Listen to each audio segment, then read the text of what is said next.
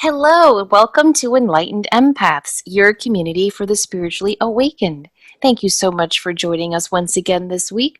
We're going to be continuing our discussion of the narcissist and the empath. In this hour, we're going to be focused particularly on the empath. Why is the empath attracted to the narcissist? And what can the empath do to protect him or herself when dealing with the narcissist? So I thought we would start just by discussing why do these two types of personalities tend to attract each other like a moth to a flame? Very well put.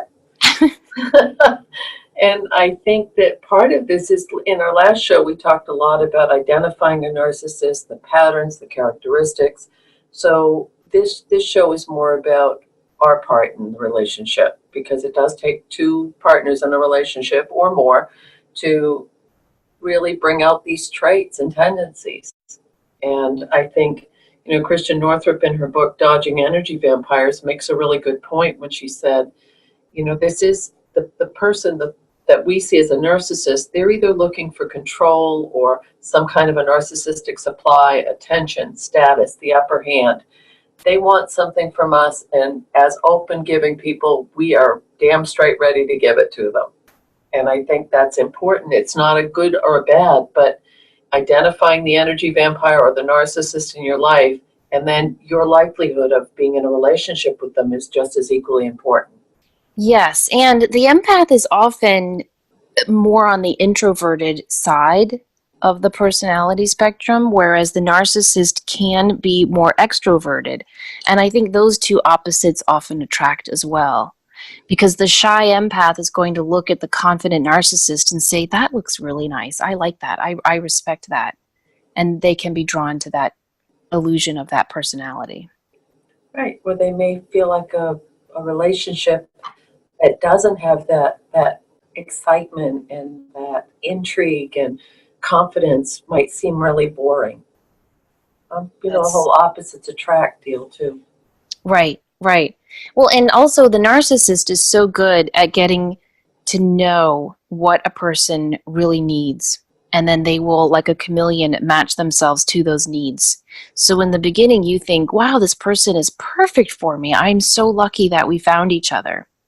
So there's a lot of false fantasy type stuff going on that can be really hard to see in the beginning. And I think a really good point to consider is narcissists generally can read people really well. I mean, we may be sensitive and feel it and know it and all of those things, but narcissists are usually very, very competent at finding very quickly someone's vulnerabilities or what their needs are, or how to tap on those puppet strings. So the more you can learn to know about yourself and what your strengths are or your vulnerabilities, that gives you a buffer zone against that narcissistic pattern or person getting to you. Yeah, there's even a name for that. It's called malignant intuition. That's right. I remember that. We had that conversation. And it's been proven that they do have a keen intuitive sense where they'll kind of know when you're feeling down or doubtful, and they will, like a wolf on the hunt, they will tune in and find that. And it can feel so real. It can feel so real and true, and oh my goodness, this person truly does like me, love me, want me, whatever little verb tense you want to put in there. But I think that it's, as we get to know more about ourselves as empaths, we may choose to even stay with a narcissist because there are so many other traits that counteract that. But once we are stronger with ourselves, it gives us more tools to use. Right, which is why knowledge is power. Right. That's often another really good question to ask is, are you the person giving all of the emotional, spiritual, physical, financial investment in the relationship? The whole, not just intimacy, but other aspects. If you're given 80% or 90% or the higher percentage and always feeling that, I mean, do you end up feeling drained? Do you end up feeling sick? So we can go through, we've talked about this in so many shows, and I think what we're trying to do is help you identify the empathic strengths, weaknesses, indifferences, so that you can better navigate these patterns with someone. Right, because so often empaths see their sensitivity as a weakness when really it is our greatest strength. It's our superpower. The narcissist will try to manipulate and abuse that sensitivity.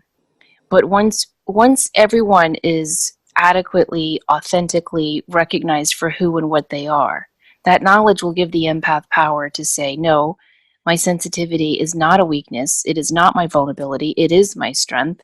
And I can look at you and love you and want the best for you and still not engage in this narcissistic behavior. Right. And most of, I know so many of the people who listen, or all of you who are listening, have read Dr. Judith Orloff's book on, the Empath Survival Guide. But there's one little blurb that she has in the middle of the book, and it's on how do you know if you've met a narcissist or an energy vampire, and the physical and emotional things that you may go through. And some signs to watch for might be feeling tired and just wanting to go to sleep after you've been around this person, or all of a sudden it's like someone hit the light switch and you're in a really nasty mood when you were in an okay place before that. Do you feel physically sick? Do you feel like you're not seen or heard when you're around this person? And this one's interesting. Do you reach for the sugar or the carbs for a boost? And this isn't something they talk about with a lot of empaths, but I think emotional eating is a huge thing for a lot of empaths because it's a way to self-soothe. And some people may choose. I've been reading about this a lot and talking to a lot of people about this because I think that there is that physiological rush that we get from the carbs and the sugar that may help deflect some of the feelings that were around narcissistic people. You can start doubting yourself and becoming self-critical. You may become anxious or angry or negative when you didn't feel that way before, or even feeling shamed, controlled, or judged. So I think those are really important things to kind of keep in the back of your mind as a checklist of, oh my goodness, I do feel 5 out of 7 of these things, or I do start to, as soon as I talk to this person and get off the phone, I'm in the candy or the cookies, or what. I think, again, goes back to knowing yourself and being aware of your own patterns. I think I shared this on a previous episode, but they did a study on Tibetan monks and they wanted to find out why they had a higher rate of diabetes than the average population. It just didn't make sense because they have such a healthy diet. And one of the things the researchers came away with was because they were suppressing their negative emotions of anger or hostility, and often righteous anger, they were looking to add more sweetness to their life. And so they were eating a lot of sweets, and that led to diabetes. And it makes perfect sense, doesn't it? Right, it does. And so oftentimes, I think people will emotionally eat as a way to give validity to their emotions that they're suppressing.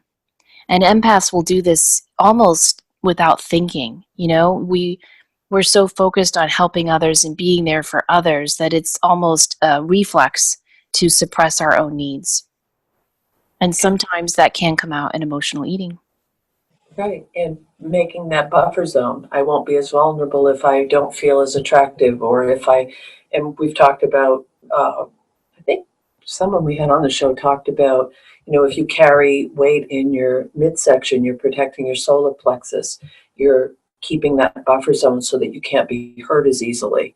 And I've talked to, it seems like a pattern with a lot of readings lately of people saying, I can't seem to lose this weight.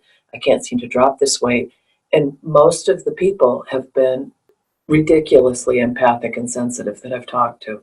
So I think that's interesting, an interesting correlation. I do too.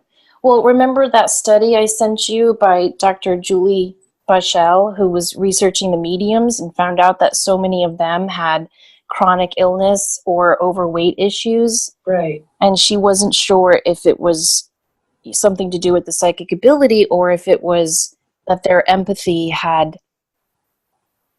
just gotten to a level where they were using these other things to protect themselves. Right. So I think that's common with empaths, intuitives, anyone who is feeling too much. I agree. And as far as qualities that can become vulnerabilities. And I think the caveat here is sometimes our vulnerabilities can leave us more open for manipulation and control from someone else. And if you're very naive, I mean, and I want to see the best in people. I really do. From the where and the way I grew up, I do have pretty damn good street smarts as well. But my default position is to uh, really, I want to see the best in people. I want to trust them. I want to not, I don't want to see people as cunning or devious or trying to get something out of me at my cost. And I think that's a huge thing for so many of us is we're coming from such a place of heart that we don't want to see that in someone else. I never thought of that as being naive. That's interesting. Whenever I'm around people who are very overtly mean or cruel, it's like being punched in the gut. I'm always Yes. shocked by it and surprised by it, you know? Just the other day I was at a stoplight and I hate it when people do this and I did it. I was um trying to find something in my purse at the stoplight and it turned green and I didn't know. And the person behind me beeped their horn. And I looked in the rearview mirror and I waved an apology and mouthed, "I'm so sorry." And I went off. And he passes me and puts his window down, gives me the finger and just screams at me. Mm-hmm. And I was just like, oh my gosh, it was so upsetting. It took me a while to shake that feeling of, oh, I upset someone and I didn't even mean to. And then to see their reaction so over the top. I also have that response when someone lies and I know they're lying. That's such a shock to my system. I had this conversation with someone yesterday about when someone is so confident, they master. And what it was I had known someone who was a pathological liar, and this person, highly, highly, highly intelligent, actually studied how to identify a liar and then mastered all of those. Like, that a lot of times people will, their eyes will very, very quick, like a flash, go to the left if they're lying. They won't blink. They won't, I mean, there's a whole series of things. Well, this person mastered all of those and was able to barefaced lie because he had practiced those skills. So that's a Wow. level of narcissism that takes it. You get a gold star for that shit. I mean, come on now.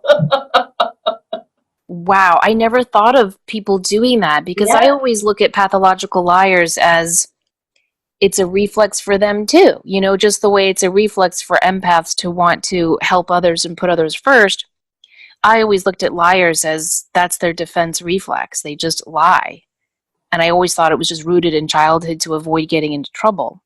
I never thought of someone studying, how can I do this better? right. And I can see a little bridge to narcissism with that. Yeah, just a little. Another thing that is actually, I think this is a wonderful trait, and when we have the conversation, pride comes before a great fall, but being conscientious. So, but another way to look at that is, are you harder on yourself than anyone else? Do you give the narcissist the benefit of the doubt when he or she hurts you? Are you willing to blame yourself when when that person attacks you? So, do you always suck it all up and say, well, I must have done something wrong, or I shouldn't have, or maybe if when you hold it all, when you're being so conscientious, and I've see similar to your reaction to being naive, conscientiousness I've never seen as a negative or a No, detriment. no, me neither. But I can see now why it would be. Mm-hmm. Mm-hmm. Yeah, and I can see how easily you would do that. Oh, I shouldn't have talked to him about this. I knew he was having a bad day. Why did I do that? I shouldn't have confronted my boss before I didn't do this. I mean, I can totally see how someone would do that. I just didn't associate it with conscientiousness. No. So it's interesting choices of words, but it brings up some topics that really, and this is from psychologist Dr. George Simon Jr., who has identified these similar qualities in people. And this one we're all very, very comfortable with, and many of us are, I shouldn't say all, low self-esteem and low self-confidence. And people will play off that in a heartbeat if they know that you're uncomfortable about your physical appearance or your intelligence or your whatever it might be. And how, for us as empathic people, how do we learn to face that kind of a conflict directly without it undermining and bringing us back into that place of feeling less? Right. And that can be really hard. And I think that is best done through time, meditation, reflection, journaling, and therapy. Perfect. Because a lot of empaths are very secure in some areas of their life and then insecure in just one or two areas. And the narcissist will hone in on those. Right. And we've talked about that. I remember we had the conversation about never doubting that we were bright, intelligent people because we did so well in academics and we have excelled in that and we're constantly learning and we have a strong base of knowledge in a variety. So that's never a self-confidence thing, is it? About not being smart enough. Right. But there are other aspects that we've shared with people and with each other so my gut feeling is the narcissist isn't going to attack the intelligence because they know you don't have, for us, you don't have any weakness in that area. But if you're weak about, something you may feel guilty or shame or less secure about, that's what they'll hone in on. Right. And I have found the best response to that is to just own it. Yes. They don't know what to do when you just own it. It kind of stops them in their tracks. Like a trivial example, I'm terrible at sports. I wish I were better, but I don't have an athletic bone in my body. If I were insecure about that, that would be an issue, but I'm not because I've just owned it. And so if someone asks me to play tennis, I'll just say, sure, I don't know if I'll ever return the ball to you, but I'll give it a try. And if they make fun of me for how I run or something, I just go, yeah, I know, it's pathetic. I'm not a good runner. And I just found when I own it, it takes all the steam out of it. And it also keeps you comfortable with who you are. Right. I love that. That's a good example. And also, I think to kind of piggyback on what we were just talking about, if you tend to intellectualize things a lot, always try to understand or explain someone's behavior and then make it rational and logical. I am so damn guilty of this. I will try to make it logical when something, how we've talked a lot about we'll get an intuitive hit and then the logical side of our brain will kick in and we'll double guess ourselves and we'll double Right. guess the sign or the connection. I think it's the same thing with being around a narcissist. We'll have all of this stuff that they're waving the red flags, but we'll say, well, no, but really, rationally, she had a really long day today, or I know he's really upset about what's going on with his mother. Her dog, we'll give it an excuse or a rationalization. And I think getting too much in our heads about that or believing there has to be a reason they're acting that way, that's a bad one for me. Because I'm a behaviorist and that's what I was trained to do for so many years, I always think there should be a catalyst for the behavior. Mm-hmm. Yeah, and then excusing that behavior because of the catalyst. Right. Yeah. Exactly. And, I think it's a very comprehensive picture, but the big stuff, and I don't think it's age related. I don't think this is, oh, you're at this age, so you've had more experience. I think these are skills that I talked to a young woman a couple days ago, and I said to her, I said, I am just so damn impressed with how much you've mastered in such a short time you've been on the planet. You are getting over, and similar, it's all about this topic we're talking about. And I said, a lot of people don't get this realization until they're in their 40s, their 50s, their 60s, by you getting this out of the way so early. So I think that that's the key. If you are younger or older or in between, it doesn't matter. You can still see these traits in yourself and how can you use them to your advantage, your protection, and to enjoy your life more and not be so manipulative. I think that's the key. How many clients have we talked to through the years who are in miserable relationships with narcissists, and they will not get out because of their age. They'll Right. say, well, I'm too old. I don't want to live alone at this stage. I don't want to deal with the finances of being on my own. And then we'll talk to them 10 years later, and they are exactly, if not more miserable than they were 10 years before. That always stays with me because I just think, man, if you could just have the confidence this 1 year to take this leap of faith, in 1 more year, in 5 more years, in 10 years, you're going to be so much happier and freer. So I don't think age should ever be a factor that holds anyone back with anything, but especially with a narcissistic relationship. I agree. And it's interesting because when you said that, I also thought about people will say, oh, I don't want to have to start all over with someone else. This person knows my history or they know my story. I don't want to have to start from the beginning all over again. And sometimes starting from the beginning is a really good place to be. Yeah, it really is. And I think, too, I've said this so many times, we tend to downplay emotional abuse. And the only thing that really matters in terms of abuse is physical abuse. And it should, that's bad enough. But if we started to look at narcissistic abuse as though it were physical abuse, and sometimes it is, but I'm separating the two for this example. If you started to look at narcissistic abuse as though it were punches or kicks, you probably wouldn't stay in Right. that job, in that relationship, in that friendship. But empaths in particular tend to overlook emotional abuse, make excuses for it, overthink it, rationalize it, and they stay. And, really, it goes back to that Robin Williams quote when he said, I don't think being alone is the worst thing. I think being with someone and feeling all alone is the worst thing. Incredibly, incredibly important to remember.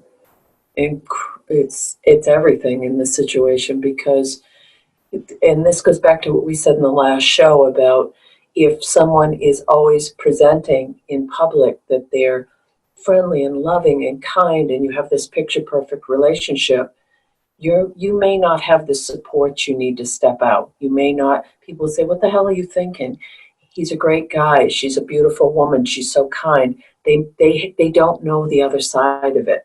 And if you've been worn down emotionally or spiritually or mentally from being in a long-term relationship or even a short-term relationship with someone who has such strong narcissistic tendencies, the self-doubt can override being able to propel yourself forward or being able to find it in yourself to say, oh, it isn't me. This really is messed up. But if Right. everyone else in the world is seeing it as idyllic or, oh, well, all couples go through things, but they never see what's behind the curtain, that Right. I have so much compassion for anyone listening who's in that situation because that's when you leave someone and they say, what? He was such a nice guy. What's wrong with you?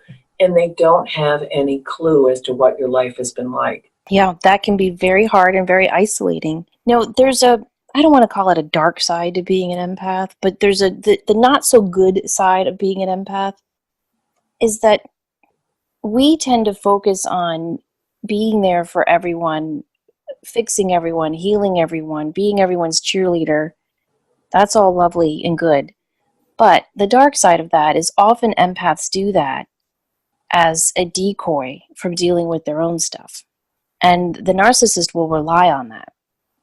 So, one of the best things you can do is practice sacred selfishness and take a summer, a year, a moment off from being there for everyone else to face your shadow side, to face your fears, to face the things that do trigger you and turn them not into faults, but into facts that empower you. And finding the strength to do that or giving yourself permission to do that. That's a big one because if you've been in this mire of shame, guilt, manipulation, all those things, finding it that you deserve that, you deserve to be, we would, and I say this to myself, I say it to other people, you would never ever treat someone the way you're allowed to be treated. You're allowing someone to treat you. Right, We wouldn't do it. We couldn't live with ourselves. right. But yet bolstering ourselves up to say, oh no, we're not doing this. This isn't working for me either. And we've talked till we're ready to fall down about the importance of setting boundaries. And maybe some of those boundaries are with ourselves of saying, just for me, for today, I'm not going to tolerate this. And you may need to come up with a long-term plan or a longer-term plan to figure out how to ease out of a situation, how to tiptoe backwards out of the room. But any step you take in that direction is going to empower you to take the next step. Excellent, excellent reminder. I have 10 tips for dealing with the narcissist. Would you like to hear and share them with me? I'd love to. Okay. So my first tip is don't engage. If possible, don't engage the narcissist because they tend to love the back and forth fighting, the drama. They like to trigger you. They like to get that big rush, that hit of negative energy. And so if you don't show up to the fight, you're not going to have an issue. And that's a really good tactic to employ. I'm not going to have this fight with you today. Remember that story I shared with you years ago? I was having an argument with someone and it was just back and forth, and I didn't know how to deal with it. And so I meditated with my guide and I said, how do I deal with this? And he showed me and this woman having a tug of war fight over a big puddle of mud. Mm-hmm. And I'm like, okay, I know that's what we're doing. That doesn't help me. And then he said, let go of the rope. And when I did, she fell in the mud. Mm-hmm. And it was just such a great visual reminder of how if you let go and walk away from the fight, really you're the one winning. Now, another great strategy for dealing with the narcissist is to, as we said before, recognize your triggers and don't let yourself be manipulated by them. I have another story where my guide helped me with that.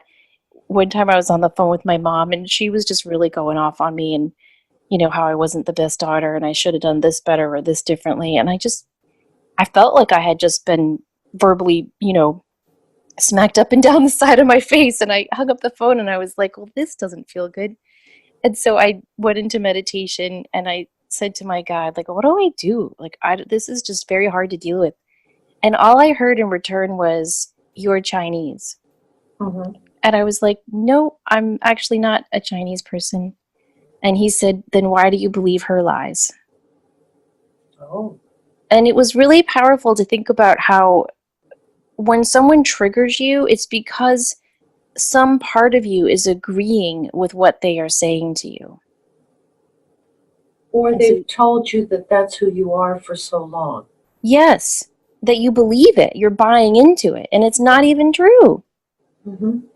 And so I think to recognize what is it that triggers you? What is it that makes you just go, oh, that's so wrong, that's not right, and makes you feel bad, and try to turn those around on themselves. Another technique to dealing with the narcissist is to use their insecurities against them. If you have a narcissist who's trying to make you do something that you don't want to do, and you know that narcissists care so much about, how it looks on the outside, use that. Well, what would people think? What would people say if this happened or that happened? That can sometimes make them pause and go, oh, and then you can sometimes be the more successful one in that debate. If you're in a heated moment with a narcissist and you can't walk away and you don't know what to do, deflect with humor. I don't think that's a good long-term strategy, but I think in the moment that can work. So for example, if if your sister says, Denise, did you mean to do that to your hair? Rather than getting all triggered and upset, just laugh and say, I know, it's a mess today, isn't it? And just make a joke about it. It'll just calm it right down. Right. If you're having an argument with a narcissist, stick to the facts. Sometimes you might even have to write them down and refer to notes.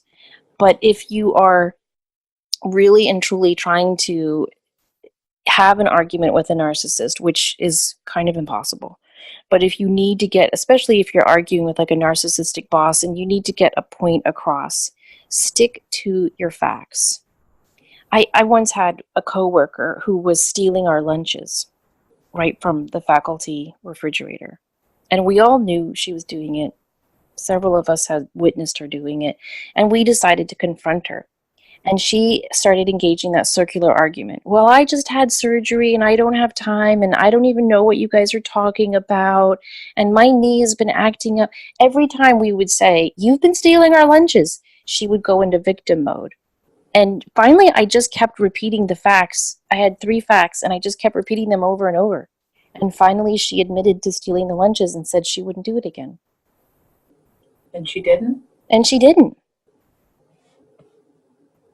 I think What? that's a rare example, though, because in all the research I've done with narcissists, they always say you cannot win an argument with a narcissist. Don't even try. Don't have that expectation, because all they care about is winning. It's also important to get support and to look to friends, look to a therapist, start to talk about this situation.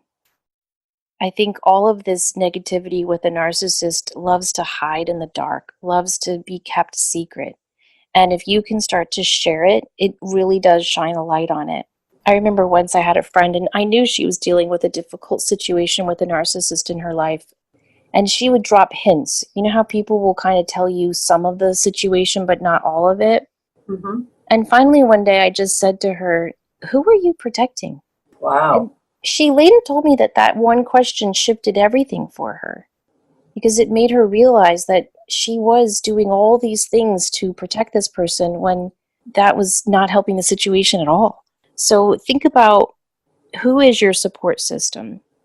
You're not going to get support from the narcissist. You're not. And if you do get support, it's going to be false support and temporary support. So start to connect with a support system that's of your own creation. Don't allow yourself to get derailed. Narcissists are really good at getting you off topic. If you're trying to nail them down on something that they have done that has hurt you, they will bring up something you did maybe 15 years ago. And then suddenly you find yourself arguing about something you may or may not have done 15 years ago, and they're off the hook for what they did 10 minutes ago. So do not allow them to derail you. Again, sometimes just writing your facts down and having it on a post-it note to refer to while you're talking to them can help. Set and stick to your boundaries. If you break a boundary or allow one of your boundaries to be broken one time, that's all the narcissist needs, and they will never respect another boundary again. And you want to be really clear about that, or you can set yourself up for a lot of issues. In the last show, we were talking about how something a narcissistic parent will do often is say, "Well, all holidays are going to be at my house." That's it, because they want to control it. I remember when I was first married, my mother-in-law wanted all the holidays at her house, and my mom wanted all the holidays at her house. Mm-hmm. So guess what I did? I had all the holidays at my house. In the moment, it worked because all the families were together. But 10, 15 years down the road, I was exhausted because every holiday was at my house. So you want to set a boundary one time and stick to it, or you might end up cooking turkey for the rest of your life for 20 people. That's a very good point. You also need to expect and be prepared for the pushback and fallout. When you start to get empowered and stand up for yourself, the narcissist will react in very big ways that are sometimes scary, sometimes threatening, sometimes just draining. If you expect that and prepare for it and plan for it, you will be better prepared to deal with it. So you won't have that, that shock feeling I was talking about when that man in the car just went off on me. Right. If you're expecting it, you're not going to have that feeling, and you're going to be better prepared to handle it. You also should consider getting any promises the narcissist makes in writing, or have witnesses when they make a promise, or have them repeat it back to you. Sometimes a narcissist will make promises just to get you to do a favor for them in the moment, and then they'll conveniently forget the promise they made to you, or they'll act as though they never made that promise in the first place. It's another form of gaslighting. But I just was thinking about when you said you have to ask permission to record people. But now with most people carrying a smartphone, I bet that's been a tool a lot of folks have used. I never said that. Oh, well, wait a minute. Yes, you did. Boom, there it is. Yeah, I think it can be really helpful to do that with a narcissist because they love to backtrack. Right. And if you have their voice or their signature or their validation that it is them, it's much, much easier to talk themselves out of that corner. Exactly. So I think those are just general tips. Those are, by all means, are not all the tips and techniques you can do to deal with the narcissist in your life. But I think overall, don't you, Denise, it's about getting your power back. And I want to add one more thing, that if you haven't been in healthy relationships, learning how to be in them, whether it's with a partner, a friend, a family member, a work person, that's a really difficult transition for a lot of us. So there's a book, How to Be an Adult in Relationship, The Five Keys to Mindful Loving by David Richo, I think Richo. And he identifies 5 things in a healthy relationship. And they're the 5 A's: attention, appreciation, approval, affection, and allowing. And his premise is, if you have those aspects in a relationship, and there is reciprocity with that, that you're feeling that you're appreciated and seen, and there's affection that's appropriate, all of those things, and you're able to give that back, that's a sign of a really healthy relationship. And for so many, if you've grown up with narcissistic people, which has transitioned into a narcissistic partnership, learning how to be in a healthy relationship it's not easy. It's not like all of a sudden like, okay, I'm done, I'm not going to be around narcissists anymore. It's a little unsettling, but it can be done, and it's all the things we've talked about with setting the boundaries, seeing your own light, bolstering your own self-esteem, not falling into guilt and shame. But again, it takes, I believe it takes time to learn how to be healthy. It does, but it's worth it. And that's why being truthful with yourself in all aspects of your life is so important. Facing up to the fact that, yes, there is a narcissist in your life, and not making excuses for them or you anymore is really crucial to learning to deal with this. You know, there's a line from a song I love. It says, "The truth will set you free, but first it'll piss you off." So I don't think any of this is easy by any means, but I do think it's some of the most important work we can do in our life. That's why recognizing that you're an empath is so important. Recognizing who is and is not a narcissist in your life is so important. And you know, there's a difference between an energy vampire and a narcissist. And I just want to make that clear real quick. A narcissist is someone who's out for their own gain, and they really can't see anyone else's needs but their own. An energy vampire can be a narcissist, but is generally just someone who's more on the negative side and is very needy and draining. That's important to remember.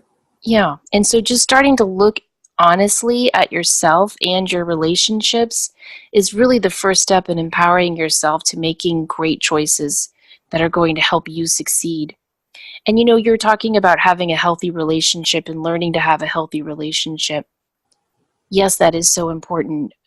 I think even more important than that is learning to have a healthy relationship with yourself and start to monitor the thoughts that you have about yourself. And if think about how kind you are to other people. Think about how accommodating and compromising and solicitous you are with the other people in your life, and see if it's different with you and yourself. You know, like so many people will say, if we all treated everyone else the way we treat ourselves, we'd have no friends. Mm-hmm. Right. And So, there's no wiggle room on that one. You have to build the relationship with yourself to be able to share that aspect of yourself with someone else from a place of truth and an open heart. Because if you haven't made that relationship with yourself, how are you going to be able to share that with I can't see that bridge. no, I can't either. And you can't look to anyone else to fill those cracks or voids that may have been created in you in childhood. Your parents can't do it, your partner can't do it, your friends can't do it. Only you can do it. And you can only do that through loving and accepting yourself as you are, where you are. Are there any other tips we haven't mentioned? No, I think we've covered a lot, and I Okay. just really want to say one more time that it's not a bad thing to be kind and open and loving. I say this a lot. I believe this in my soul. If each of us raise our vibration, it causes a ripple effect, which is going to help other people raise theirs, and it's going to help dispel this polarity between the light and dark right now. I think it's what we're here for I as do too. empaths. I believe that in my soul. I do too. I think we are all as a universe, as earthlings, going through this big shift in consciousness. And I do think that's why more people are waking up to the fact that they are empaths and that they do have this intuitive ability and that their loving, kind soul is an asset. And the more that we wake up and the more that we wake each other up, the less and less and less the dark is going to have power over us. Mm-hmm. So that's an excellent reminder. Thank you for ending the show with that. We hope that this has been helpful and insightful to you. Don't forget to check our Facebook page where we have a really good list of books and further resources you can look to for more information on this topic. And if you have any books that we didn't mention or insights that have helped you deal with the narcissist in your life, please share them with us. You can email us enlightenedempaths@gmail.com, or you can message us on Facebook at Enlightened Empaths. We'd love to hear from you, and if we get some good stories, we'll share them in our next Community Connection show as well. So thank you guys so much for listening. We hope you have a wonderful week. Don't forget to always show up, do great work, and share your light. Take care.